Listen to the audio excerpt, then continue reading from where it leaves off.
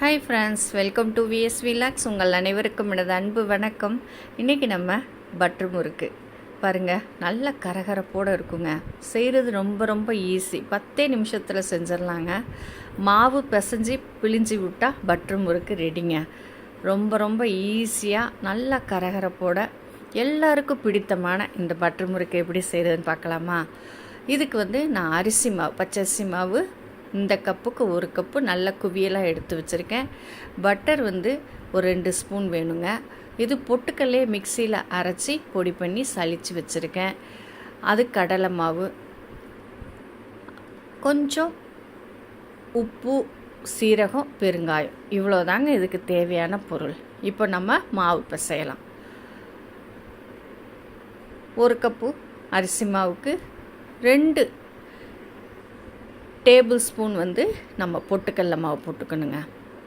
இந்த மாதிரி 2 table spoon பொட்டுக்கடல மாவு, 2 டேபிள் ஸ்பூன் கடலை மாவு போடுறப்போ டேஸ்ட் ரொம்ப நல்லாயிருக்குங்க. நீங்கள் இதை மாதிரி செஞ்சு பாருங்கள்.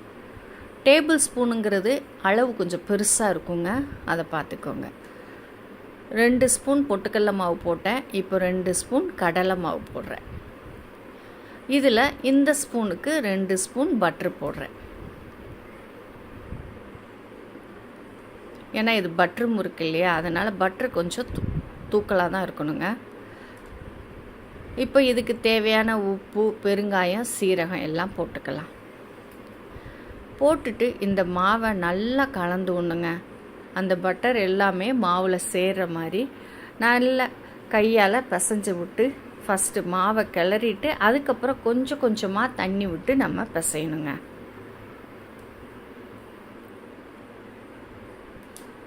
நல்லா சப்பாத்தி மாவு பதத்துக்கு நம்ம பிசைஞ்சு எடுத்துக்கணுங்க.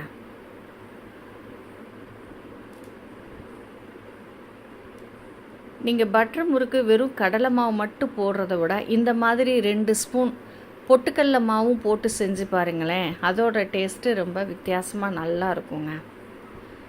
இப்போ மாவு இந்த பதத்துக்கு நல்லா பிசைஞ்சு வச்சுக்கலாம். நல்லா சாஃப்டாக பிசைஞ்சு வச்சுக்கலாங்க. இதுக்கு மகிழம்பு வச்சு தான் நான் எடுத்திருக்கேன்.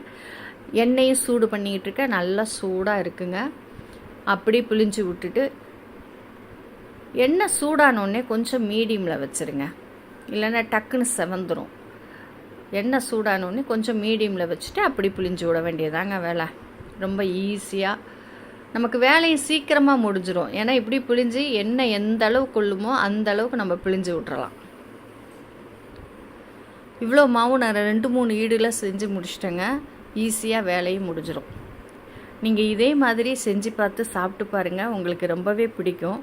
இந்த வீடியோ பிடிச்சிருந்தா உங்கள் ஃப்ரெண்ட்ஸ் சர்க்கிளுக்கும் ஷேர் பண்ணி விடுங்கங்க. நீங்களும் செஞ்சு பார்த்துட்டு எப்படி இருக்குன்னு சொல்லுங்கள்.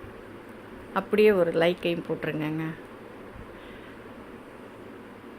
பாருங்கள், நல்ல பபுள்ஸ்லாம் அடங்கின பிறகு எடுத்தால் அருமையான பட்டர் முறுக்கு ரெடிங்க.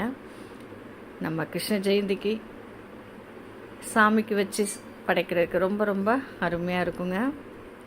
கண்டிப்பாக நீங்கள் ட்ரை பண்ணி பாருங்கள். ஈஸியாக செய்கிற முறுக்கு இது. நெக்ஸ்ட் வீடியோவில் பார்க்கலாங்க.